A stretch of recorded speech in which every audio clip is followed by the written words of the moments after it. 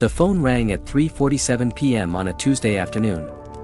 I remember the exact time because I was staring at the clock on my microwave, counting down the minutes until I could leave my dead-end receptionist job at the dental office. The fluorescent lights above me flickered with their usual annoying rhythm, and Mrs. Patterson was complaining about her root canal bill for the third time this week. I almost didn't answer.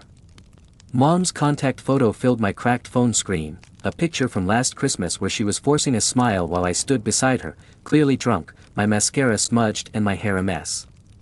That photo should have been my first warning about this call. "Hi, Mom," I said, stepping into the supply closet for privacy. "Laura." Her voice was different. Cold. Distant. The way she spoke to telemarketers or people she didn't want to deal with. "What's wrong?" I asked, though part of me already knew. Something in my stomach twisted, that familiar feeling I'd learned to recognize as incoming disaster. "We need to talk." 4 words. That's all it took to make my hands start shaking. In our family, "we need to talk" was never followed by good news. It was the same phrase she'd used when she told me Dad was having his affair 15 years ago. The same phrase she'd used when Grandpa died. The same phrase she'd used when she'd found my hidden vodka bottles last Christmas. "Okay," I whispered. "It's about Carmen's wedding, my sister's wedding. The event that had consumed our entire family for the past 8 months. Carmen, perfect Carmen with her perfect job as a pediatric nurse and her perfect fiancé Roberto who coached Little League on weekends and volunteered at the animal shelter. Carmen, who had never gotten a speeding ticket, never stayed out past curfew, never disappointed our parents in any significant way. What about it?" I asked, though my voice came out smaller than I intended. There was a pause. In that pause, I could hear everything that was about to go wrong. I could hear the sound of my world shifting, of my last connection to my family stretching until it was about to snap. "We've all talked about it, Laura. We've all agreed. You're not welcome at the wedding." The words hit me like a physical blow. I actually staggered backward, my shoulder hitting the metal shelving unit behind me, sending a box of latex gloves tumbling to the floor. "What?" The word came out as barely a whisper. "You heard me, Mom. I don't understand. It's Carmen's wedding. I'm her sister. I'm supposed to be her maid of honor." That was before what? But I knew before what. Before Christmas. Before I'd shown up to family dinner already 3 drinks deep because I needed liquid courage to face another holiday of being compared to my perfect sister. Before I'd told Dad exactly what I thought about his years of emotional absence. Before I'd called Mom out for always taking Carmen's side in every argument we'd ever had. Before I'd thrown Grandma's antique vase against the wall and watched it shatter into 1,000 pieces, just like my relationship with my family. You know before what, Laura? Before you embarrassed us all. Before you showed everyone exactly who you really are, who I really am. As if one night, one horrible night where years of resentment and pain and feeling invisible had finally exploded out of me, defined my entire existence. As if 29 years of being their daughter, their sister, meant nothing compared to 3 hours of drunken truth-telling. "Mom, I'm getting help. I'm going to AA meetings. I haven't had a drink in 4 months." It was true. 123 days sober, to be exact. 123 days of waking up without a hangover, of facing my problems without a bottle, of slowly, painfully, trying to rebuild myself from the ground up. 123 days that apparently meant nothing to my family. 4 months doesn't erase 20 years, Laura. 20 years. Was that how long they'd been keeping score? Was that how far back their disappointment in me went? I tried to think back to when I'd first started drinking, really drinking. High school, maybe. College, definitely. When had it stopped being social drinking and started being survival drinking? When had I stopped drinking to have fun and started drinking to exist? "I'm different now," I said, hating how desperate I sounded. "I'm working the program. I have a sponsor. I'm making amends." To who? "Because you haven't made amends to us." That stung because it was true. Making amends was step 9, and I was only on step 4, making a fearless moral inventory of myself. My sponsor, Janet, a 60-year-old woman with 30 years of sobriety, had warned me that this step would be brutal. She hadn't warned me that my family might not wait around for me to get there. "I was planning to," I said. "That's part of the process. I have to be ready, I have to do the work first." "Well, you can do your work somewhere else. Carmen's wedding day is about Carmen, not about your recovery." The way she said, "your recovery," made it sound like a hobby I'd picked up, like scrapbooking or yoga. Not like the daily battle it actually was. Not like the thing that was literally keeping me alive. Mom, please. She's my sister. She's my only sister, and you should have thought about that before you ruined Christmas. Christmas. Always back to Christmas. As if that one night had erased every other memory they had of me. As if it had cancelled out every birthday they'd attended, every school play they'd watched, every Mother's Day card I'd made them, every scraped knee they'd bandaged, every nightmare they'd comforted me through. I can't change what happened at Christmas, I said, tears starting to blur my vision. But I can promise you it won't happen again. I don't drink anymore, Mom. I can't drink anymore. It almost killed me. That was true too, though I'd never told them about the night in February when I'd sat in my bathtub with a bottle of pills and a fifth of vodka, trying to work up the courage to swallow both. I'd never told them about waking up on my bathroom floor 12 hours later, covered in my own vomit, and realizing that I had two choices, get sober or die. I'd chosen sobriety, but apparently, I'd chosen it too late. Laura, the decision has been made. Your father and I discussed it. Carmen and Roberto discussed it. Even your grandparents agree. My grandparents. Grandma Rose, who used to sneak me extra cookies when Mom wasn't looking. Grandpa Joe, who taught me to play poker and always let me win. They agreed I shouldn't be at my own sister's wedding. Did Carmen actually say she doesn't want me there? Another pause. This one felt different, less certain. Carmen wants what's best for everyone. That's not what I asked. Laura, did my sister, with her own words, say she doesn't want me at her wedding? Silence. Mom, answer me. Carmen is getting married in 6 weeks. She's stressed enough without having to worry about whether you're going to cause a scene. There it was. The real reason. Not that I'd hurt them or disappointed them or broken their trust. They were afraid I'd embarrass them in front of their friends. They were afraid I'd ruin the perfect wedding photos, the perfect day, the perfect image they'd spent years crafting. I wouldn't cause a scene, I said, though even as I said it, I knew how hollow it sounded. How many times had I promised not to cause a scene? How many family gatherings had I attended swearing I'd only have one drink, only to wake up the next morning with fuzzy memories and a phone full of texts I didn't remember sending? You can't promise that, Laura. You never could. And there it was. The truth that had been hanging between us for years. I couldn't promise that because I'd never been able to keep that promise before. Every family event, every holiday, every birthday party, there was always some moment where I'd had too much to drink and said too much or done too much or been too much. But that was before. Before I'd hit rock bottom. Before I'd realized that alcohol wasn't solving my problems, it was creating new ones. Before I'd admitted that I was powerless over my addiction and that my life had become unmanageable. I'm not the same person I was at Christmas, I tried again. 4 months, Laura. 4 months of sobriety doesn't undo years of disappointment. Years of disappointment. Is that what I was to them? Years of disappointment wrapped up in their eldest daughter's skin. I thought about all the things I wanted to say. About how maybe if they'd gotten me help instead of just getting angry, things might have been different. About how maybe if they'd seen my drinking as a cry for help instead of a personal attack on them, I might have gotten sober sooner. About how maybe if they'd made me feel like I belonged in this family instead of like I was constantly failing to measure up to Carmen, I wouldn't have needed alcohol to numb the pain in the first place. But I didn't say any of that because I knew it would just prove their point. It would just be more evidence that I was the problem child, the one who couldn't take responsibility for her actions, the one who always had an excuse. What if I don't drink?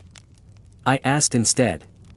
What if I have someone with me, like my sponsor, to make sure I stay sober? What if I leave early? What if I just come to the ceremony and skip the reception? I hated how pathetic I sounded, how desperate. But I was desperate. This wasn't just about a wedding. This was about whether I still had a family. This was about whether there was any path back from the damage I'd done. Laura, honey. For a moment, Mom's voice softened, and I thought maybe she was going to change her mind.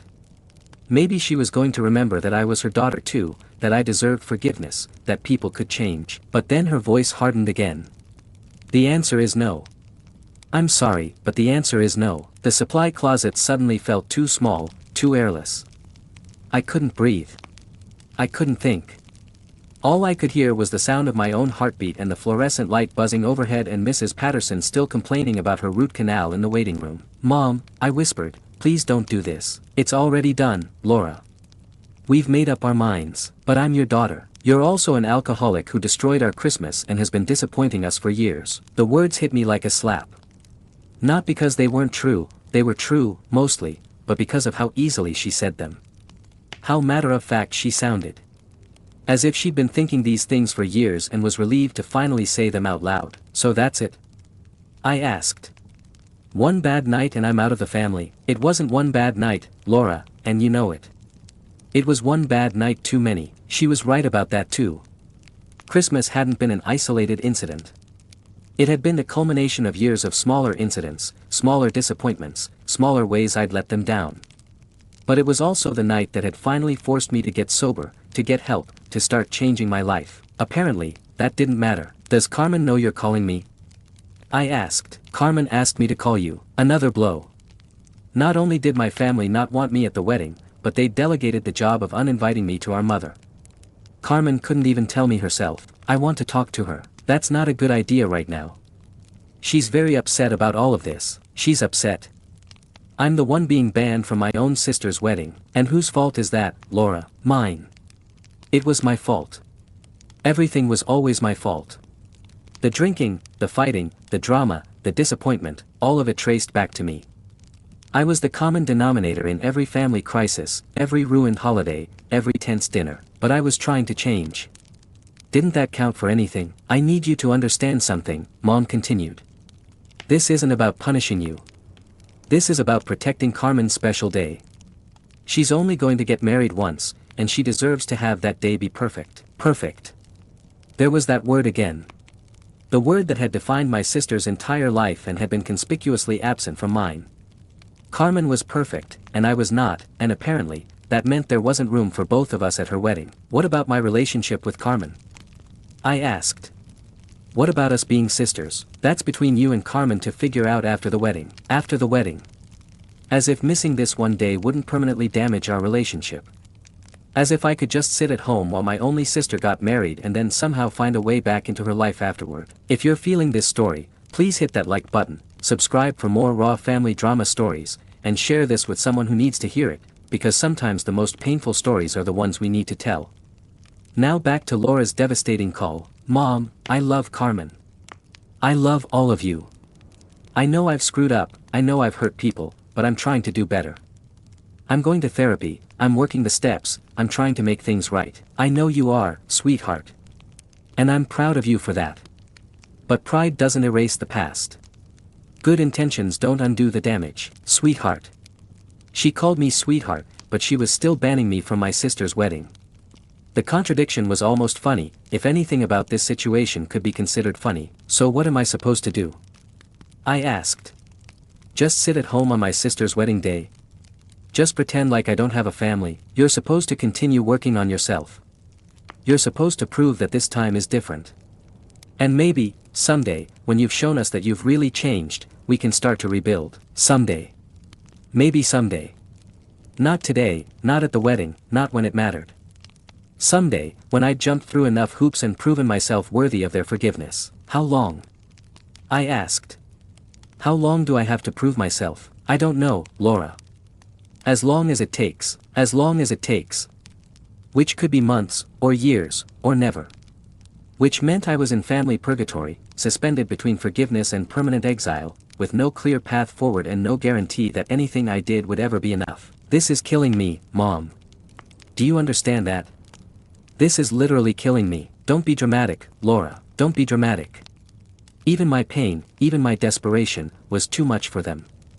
Even my honest emotional response to being cut out of my family was somehow excessive, somehow inappropriate. I'm not being dramatic. I'm telling you the truth. I almost died, Mom. In February, I almost killed myself. The only thing that stopped me was the thought that maybe, if I got sober, if I got help, I could fix things with you guys. I could be the daughter and sister you wanted me to be. There was silence on the other end of the line. I'd never told her about February, about the pills and the vodka and the 12 hours I'd lost. I'd never told anyone except Janet and my therapist, Laura. Mom's voice was softer now, uncertain. I chose to live because I thought there was still hope for us. I thought that if I worked hard enough, if I stayed sober long enough, if I proved that I changed, you'd give me another chance. But you're not going to, are you? No matter what I do, no matter how long I stay sober, no matter how hard I work on myself, I'm always going to be the family disappointment. That's not true, isn't it? You just told me that 4 months of sobriety, 4 months of the hardest work I've ever done in my life, doesn't matter. You just told me that no matter how much I change, you're still going to see me as years of disappointment. You just told me that I'm not welcome at my own sister's wedding because you can't trust me not to ruin it. Laura, please calm down. I am calm. I wasn't calm. I was the opposite of calm. I was falling apart in a supply closet at my dead-end job, having the worst conversation of my life with my mother, realizing that all the work I'd been doing to rebuild my life might not be enough to rebuild my family. You're raising your voice, because you're not listening to me. You're not hearing what I'm trying to tell you. I'm hearing you fine. You're upset about the wedding, and I understand that. But the decision has been made. She wasn't hearing me at all.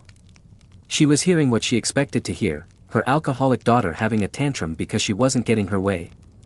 She wasn't hearing the desperation, the genuine change, the woman who was fighting every day to stay sober and rebuild her life. Mom, what if I relapse? What? What if this pushes me to drink again?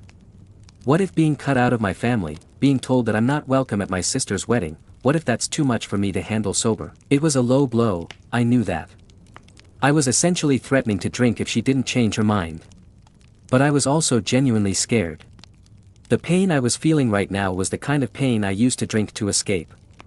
The rejection, the shame, the feeling of being fundamentally unlovable, these were my triggers, and they were all firing at once. That would be your choice, Laura. Your sobriety is your responsibility, not ours. Technically, she was right. In AA, they taught us that we were responsible for our own sobriety, that we couldn't blame other people for our choices. But they also taught us about triggers, about stress, about the importance of having support from family and friends. So if I drink, it's my fault. And if I stay sober but you still don't trust me, that's also my fault. No matter what I do, I lose. Laura, you're being manipulative right now. Manipulative. Another word from my childhood, another accusation that got thrown at me whenever I expressed emotions they didn't want to deal with. Sad. I was being manipulative. Angry. I was being manipulative. Hurt.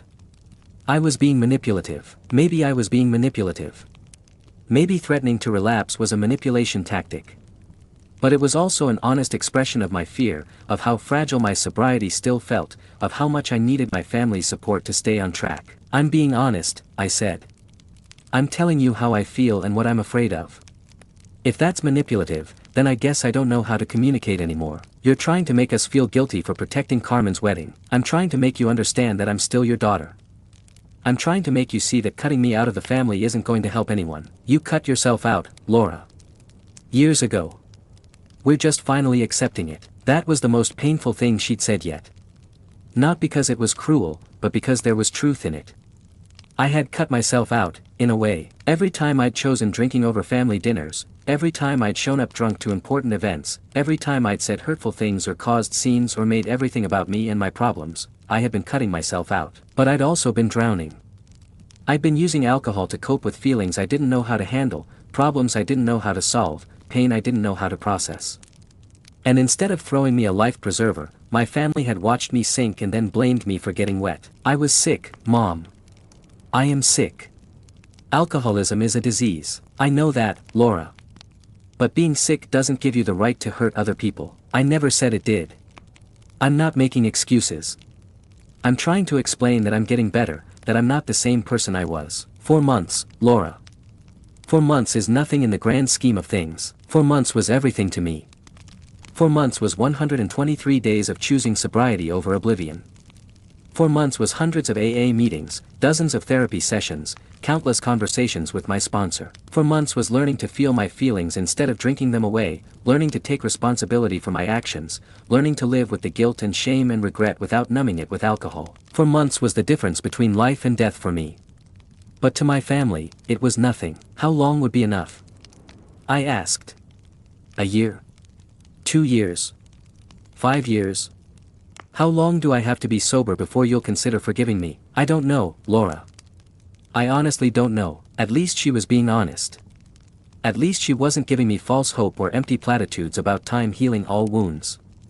She genuinely didn't know if she'd ever be able to forgive me, if I'd ever be able to earn my way back into the family. What if I never drink again? What if I stay sober for the rest of my life, go to meetings every day, help other alcoholics, become a completely different person. Would that be enough? I can't answer that right now, which was an answer in itself. Even perfect sobriety, even complete transformation, might not be enough. I might spend the rest of my life proving myself to people who had already decided I was irredeemable. Mom, I need you to hear me right now. I need you to really listen to what I'm about to say. Okay, I love you. I love Dad. I love Carmen. I love our family more than anything in the world. I know I've hurt you all, I know I've disappointed you, I know I've caused problems and drama and pain. I take full responsibility for that. I'm not making excuses or trying to blame anyone else. But I'm also asking you to see that I'm trying to change. I'm asking you to give me a chance to prove that I can be better. I'm asking you not to give up on me completely. Silence. And if you can't do that, if you can't find it in your heart to let me come to Carmen's wedding, then I need you to at least be honest with me about whether there's any hope for us at all. Because I can't keep fighting for a relationship that doesn't exist. I can't keep trying to earn forgiveness that you're never going to give me. More silence. Mom, I'm here, please. I'm begging you. Let me come to the wedding. Let me be Carmen's sister, even if it's just for one day.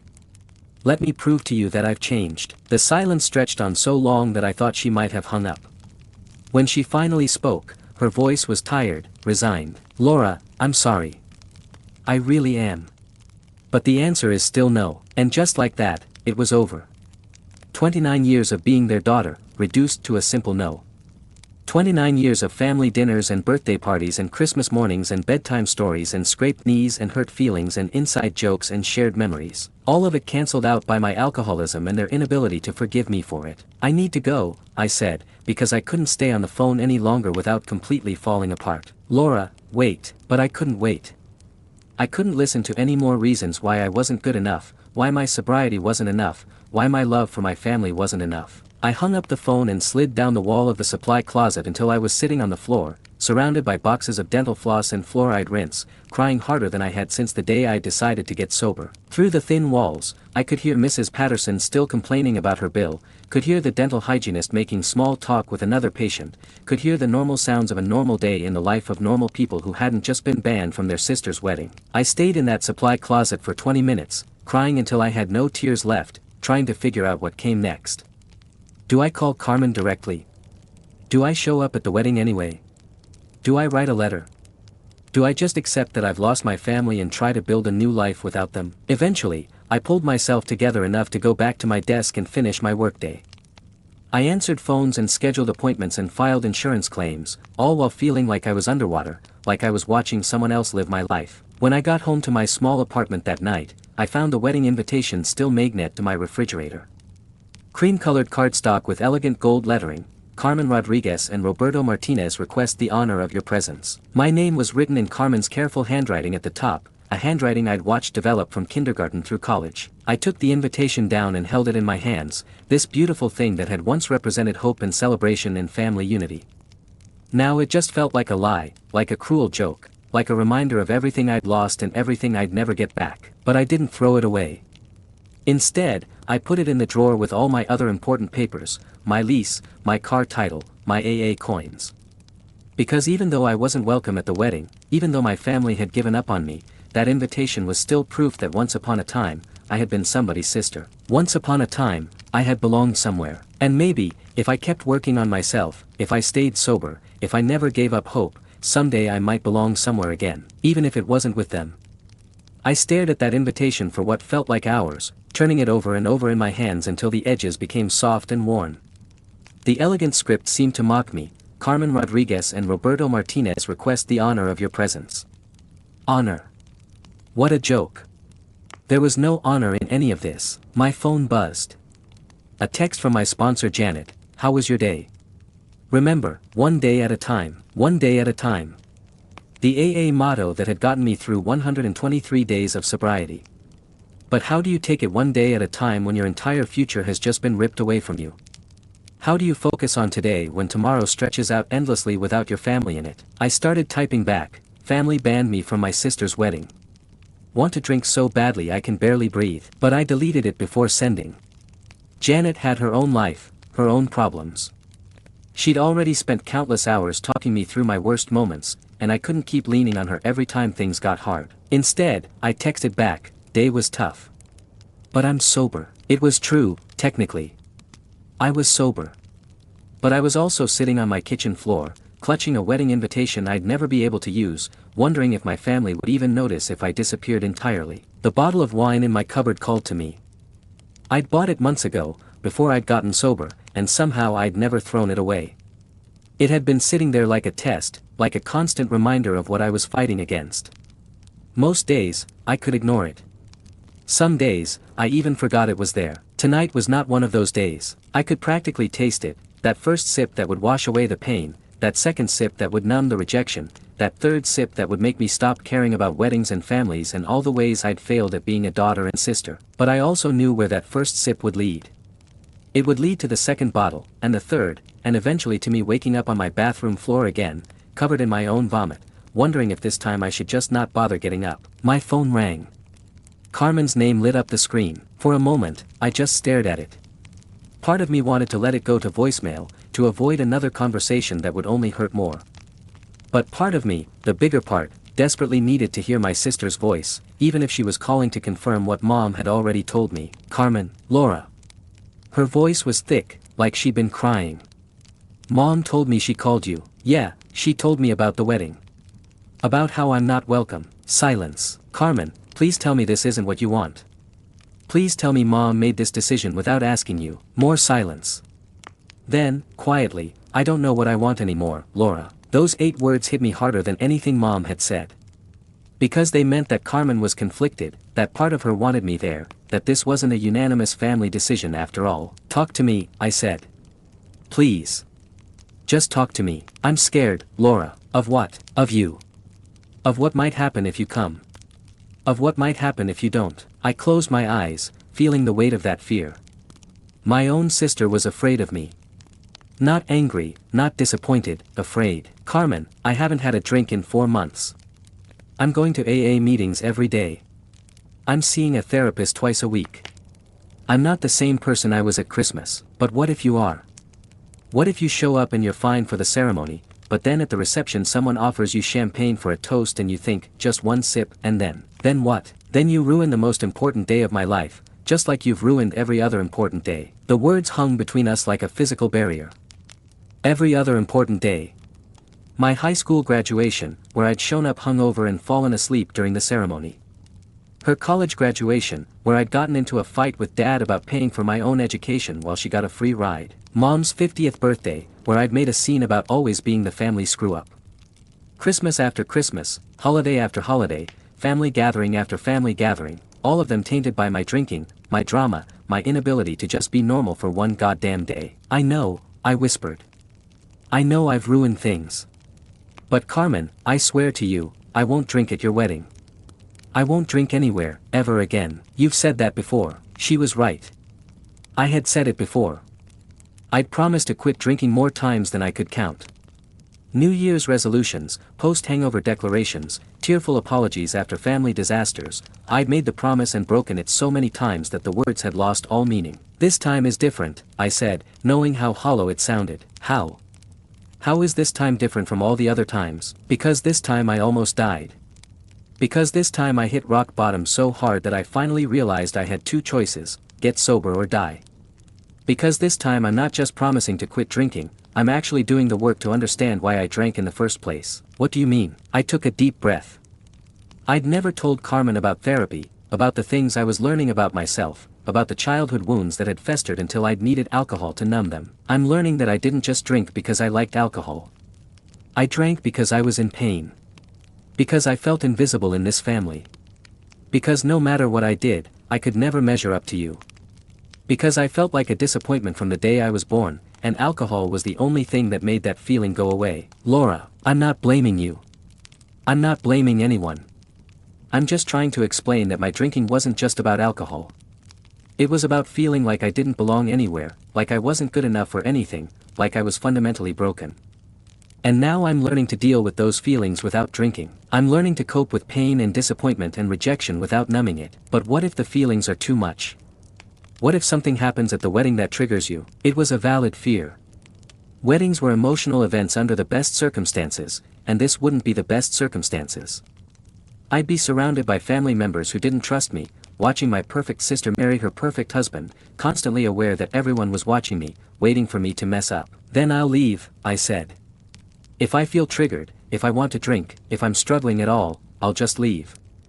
I'll have my sponsor on speed dial. I'll have an exit strategy. I'll do whatever it takes to stay sober and not ruin your day. But what if you don't leave? What if you think you can handle it and you can't? What if? The questions that had been haunting me for months, the fear that maybe I really was as weak and unreliable as everyone thought I was. Carmen, I can't give you guarantees.